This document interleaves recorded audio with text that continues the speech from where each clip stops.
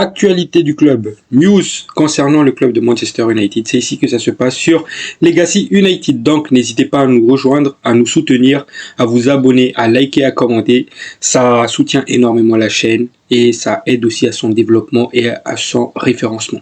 L'équipe, aujourd'hui nous allons faire le débrief de ce match face à West Ham. Il y a pas mal de points que j'aimerais souligner, il y a évidemment des points positifs et des points négatifs. J'ai bien aimé la composition proposée par Ruben Amorim, l'animation proposée par l'équipe de Manchester United et on va parler de tout cela dans cette vidéo. Sur ce, bon visionnage à vous. La famille, bonjour à vous, j'espère que tout va bien pour vous. Pour ce qui est de ma part, je vais bien. Et oui, comme vous le savez, j'ai regardé ce match à 1 h du matin en France. De Manchester United face à Fulham. Évidemment, ça s'est soldé par une victoire de Manchester United 2-1. Donc, comme je le disais tout à l'heure, j'ai trouvé qu'il y avait des points positifs et des points négatifs, évidemment. J'ai bien aimé l'animation par période, c'est-à-dire il y avait des périodes où l'animation elle était bien, il y avait aussi des périodes où on s'endormait un peu, mais bon, c'était très peu au final. L'animation elle était bien, il y avait une bonne pressing, c'était pas tout à fait parfait non plus, mais on pressait plutôt bien. D'ailleurs, ce qui a obligé Areola, c'est ça, hein, le gars avec sa coupe de M, le gardien de but français. Ça l'a obligé du coup à commettre des erreurs lors de ce match-là, parce que le pressing, il était intense. Sur ce deuxième but, c'était un pressing de Kobbie Mainoo par exemple qui a payé. Évidemment, c'était tout un travail d'un groupe, parce qu'il y avait Bruno Fernandes, Højlund, Cunha qui ont pressé, qui a obligé justement Areola à faire cette passe dans l'axe. Et c'était très très bien anticipé par Kobbie Mainoo. Donc le pressing c'était quelque chose d'intéressant parce que ça mettait toujours en danger, ça faisait paniquer toujours cette équipe de West Ham. Mais encore une fois, on n'était pas capable de maintenir ce pressing là tout au long du match. Il y avait des périodes creuses, etc.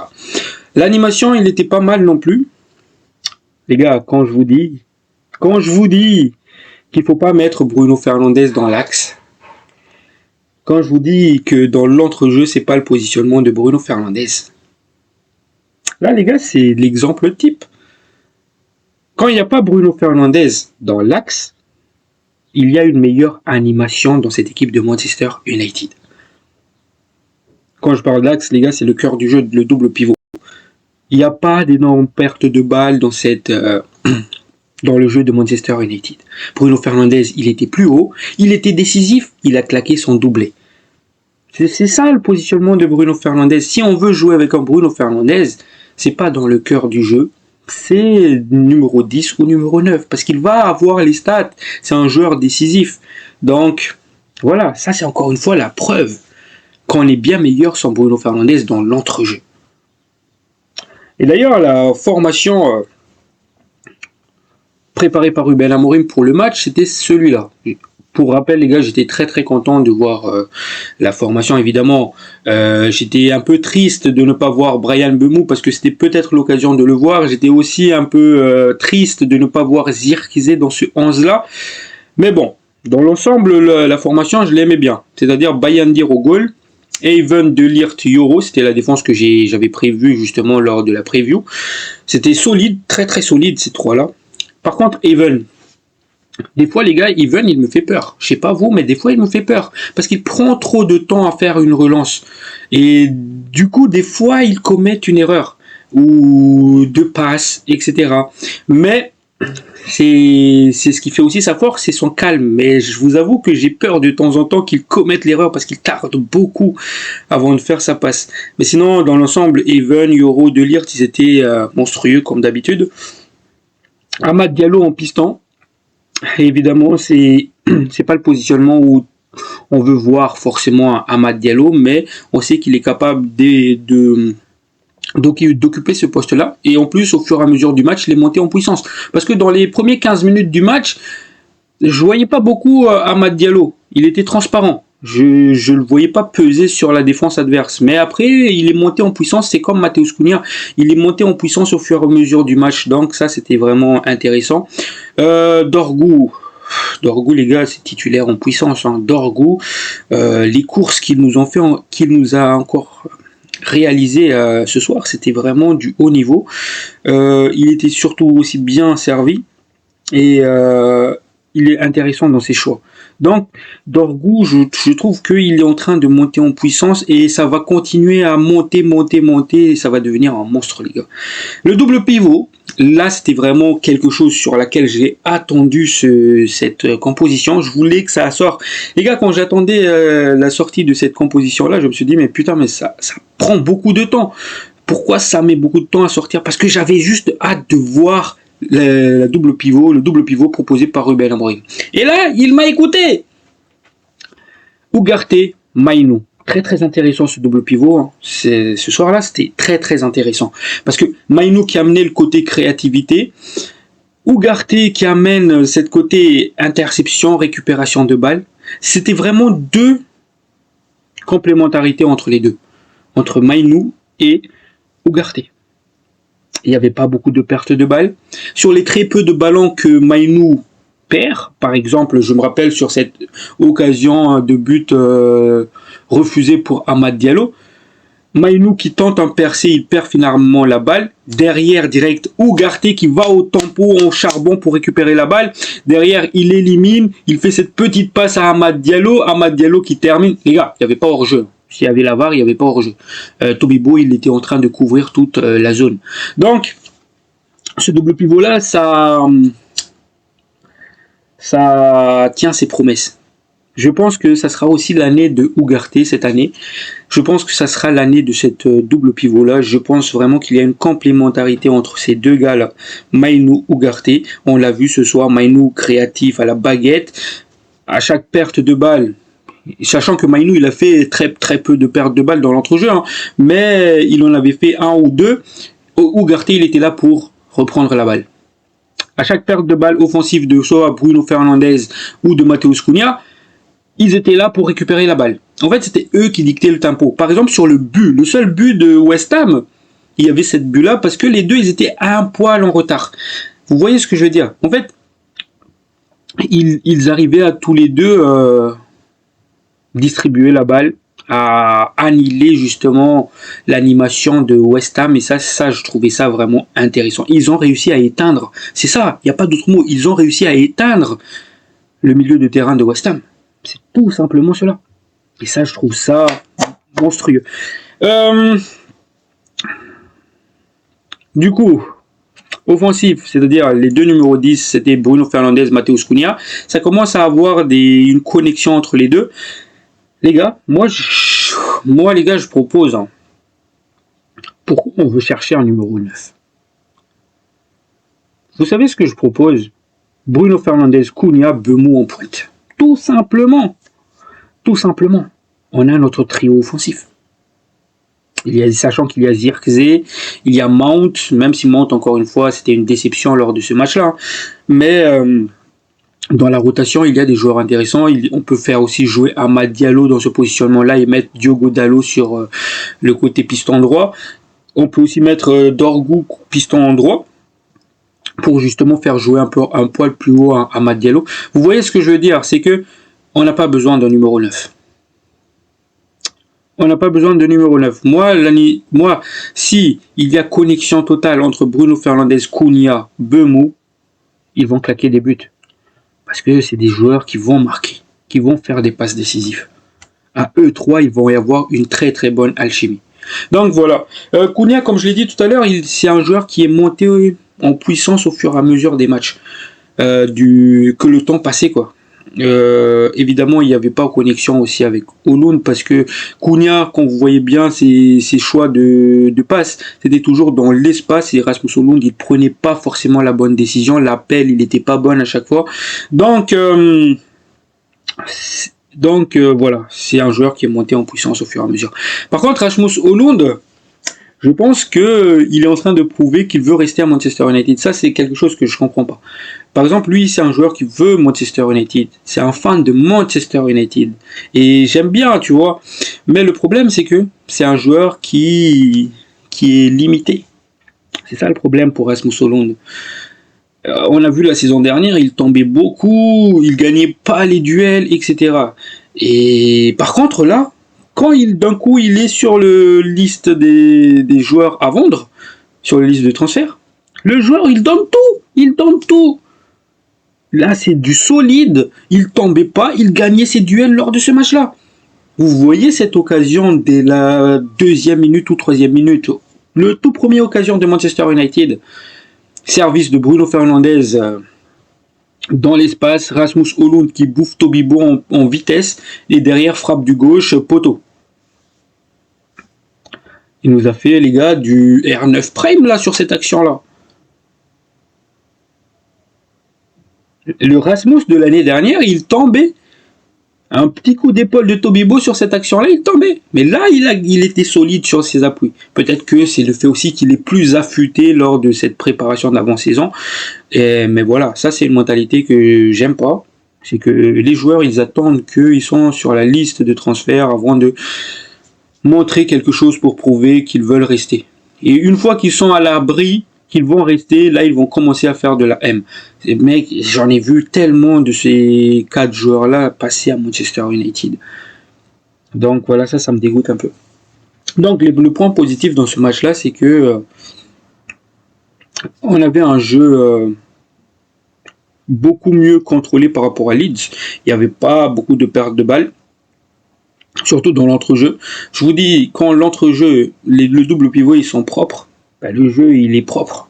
Ça, c'est quelque chose qu'on n'a pas vu dans le premier mi-temps du match face à Leeds. Parce que c'était un concours au milieu de terrain de qui fait le plus de pertes de balles entre Bruno Fernandes et Casemiro. Du coup, le jeu, il était haché. Il n'y avait pas de jeu. Du coup, Leeds dominait. Mais là, les gars, quand je vous dis l'entrejeu, le milieu de terrain, c'est vraiment le cœur du football. C'est que c'est quelque chose. Et là, encore une fois, certes, c'était pas parfait. Mais il y a des points positifs à noter sur cela. J'espère qu'ils vont monter en puissance au fur et à mesure et j'espère qu'il ne va pas y avoir cette période creuse qu'ils avaient par exemple en fin de première mi-temps. Donc ça, c'est quelque chose à corriger. L'intensité, il était présent par période aussi.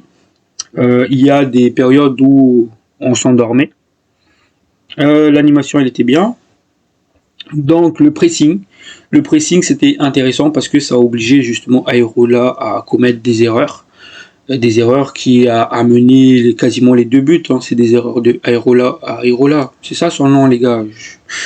Voilà. Donc voilà. Du coup, cette période en fait, à partir du début du match jusqu'à la 70e minute, c'était contrôlé. Mais à partir de là les gars, à partir de la 70e minute, là, Ruben Amorim, il a changé tous les joueurs, les 10 joueurs sur le terrain, à part le gardien de but. Bayendir, il a fait tout le match. Mais, à part Bayendir, il a changé tout le monde.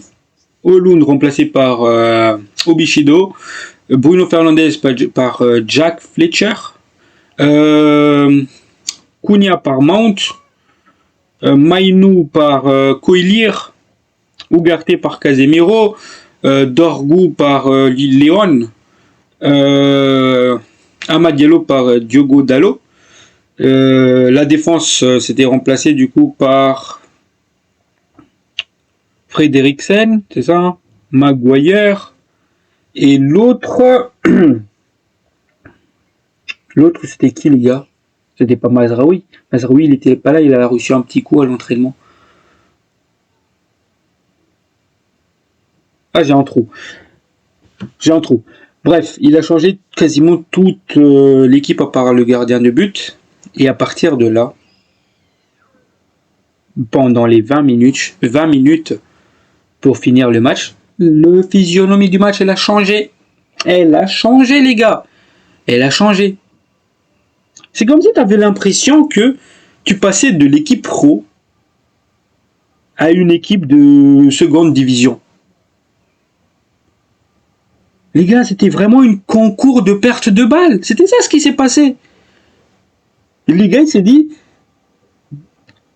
que qui d'entre nous va faire le plus de pertes de balles? Ah oui, c'était Luke Shaw, l'autre défenseur, j'ai oublié. Du coup, il y a Luke Shaw qui était dans le concours de perte de balles. Il y avait Maguire dans cette concours aussi. Il y avait Casemiro. Ces trois-là, les gars, c'était vraiment un concours de qui fait le plus de pertes de ballon dans le match, dans ces 20 dernières minutes. Bon, Coelier, il était propre parce qu'il joue toujours la sécurité, ce gars-là. Il va avoir tendance à faire que des passes pour latéral, pour sécuriser le jeu, quoi. Mais ces trois-là, c'était vraiment, je me suis dit, est-ce que c'est des joueurs pros? Luke Shaw, les gars, j'en ai marre. Luke Shaw, les gars, j'en ai marre. J'en ai marre de Luke Shaw. Joueur de classe mondiale, Nani.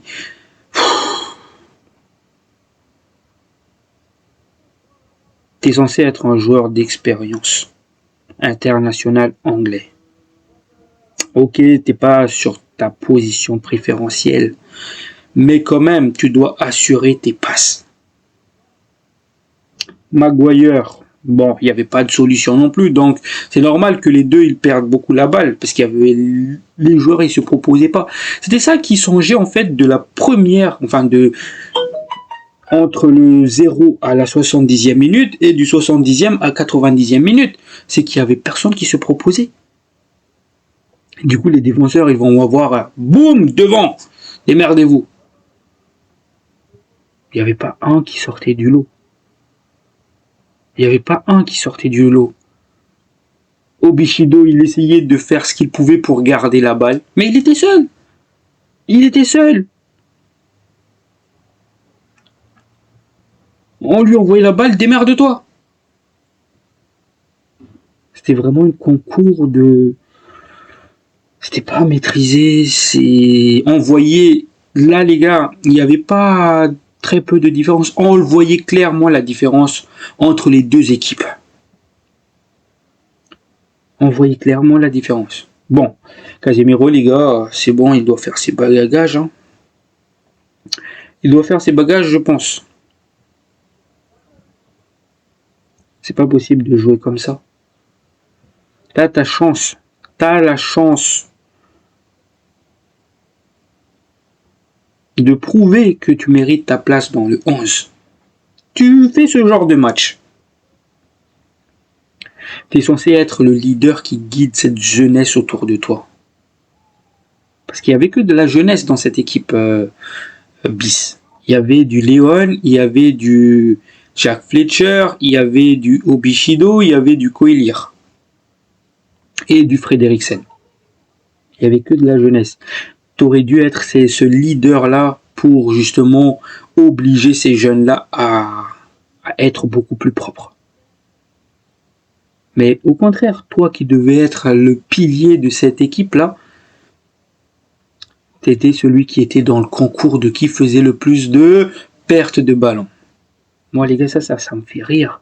C'est vraiment... Bref. Pour moi, les gars, ça tient du miracle qu'on n'a pas pris l'égalisation dans cette période-là. Ça tient du miracle. Parce que, franchement, West Ham qui était dominé pendant 70 minutes, ils se sont poussés, ils se sont sentis pousser des ailes pendant les 20 dernières minutes. Ils avaient la possession de balle, ils faisaient le jeu. Manchester United, ils étaient là à défendre, à reculer. Ce qui prouve juste qu'on a notre 11 à l'heure actuelle. Bref, les commentaires. Ça vient de Villard. Excuse-moi si je prononce mal du coup.